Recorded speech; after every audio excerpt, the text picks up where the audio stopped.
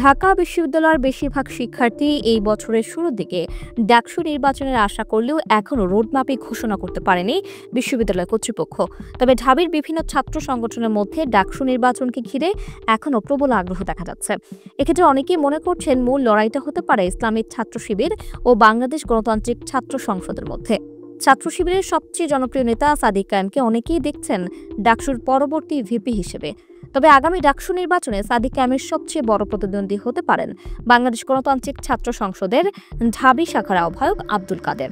ঐতিহাসিক গণঅভ্যুত্থানের গুরুত্বপূর্ণ ৯ দফার মূল কারিগর হিসেবে পরিচিত আব্দুল কাদেরের সাথে কয়েক মাস আগেও ইসলামী ছাত্র শিবিরের অত্যন্ত ঘনিষ্ঠ সম্পর্ক ছিল।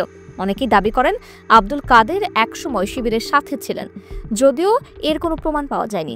তবে সাম্প্রতিক সময়ে ছাত্র শিবিরের সাথে আব্দুল কাদেরের দ্বন্দ্ব বেড়েছে। বিভিন্ন সময় এই দুই পক্ষ একে অপরকে টার্গেট করে সোশ্যাল মিডিয়াতে পোস্ট দিয়েছে।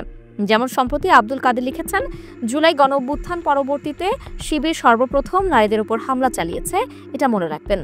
নারীর উপর সহিংসতার জের ধরে জুলাই আন্দোলন দাবানলের মতো ছড়িয়ে পড়ছিল। শেষমেশ সন্ত্রাসী ছাত্রলীগ বিতাড়িত হয়েছে। শিবির আবার সেই কাজ শুরু করেছে।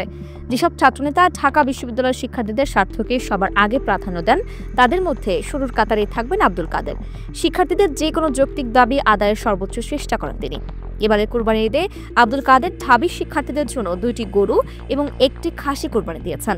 হলে হলে রান্না করা মাংস, রুটি এবং কাঁচা মাংস পৌঁছে দিয়েছেন তিনি। হলের বাইরেও ক্যাম্পাসের আশেপাশের এরিয়ায় সদ্য সাবেক ঢাবিয়ানদের কাছে মাংস পৌঁছে দেওয়ার চেষ্টা করেছেন আব্দুল কাদের। পাশাপাশি ঈদে ক্যাম্পাসে অবস্থান করা অমুসলিম নারী শিক্ষার্থীদের জন্য খাসির কাঁচা মাংস ব্যবস্থা করা হয়েছে। দ্রুত ডাকসু নির্বাচনের দাবিতেও সোচ্চার আব্দুল কাদের। সম্প্রতি তিনি লিখেছেন, প্রধান উপদেষ্টা লন্ডনে গিয়ে জাতীয় নির্বাচনের দিনক্ষণ ঠিক করে আসছেন। ঢাবির ভিসি, আপনিও লন্ডনে গিয়ে ডাকসুর দিন তারিখ ঠিক করে আসেন।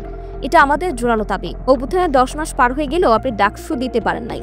যারে আপনার ভয় হয়, যার সাথে কথা বলে ডাকসু দিতে পারবেন, তার সাথেই কথা বলেন।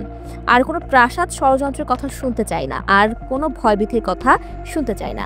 ডাকসু দিতেই হবে, এবং সেটা জুলাইয়ের মধ্যে।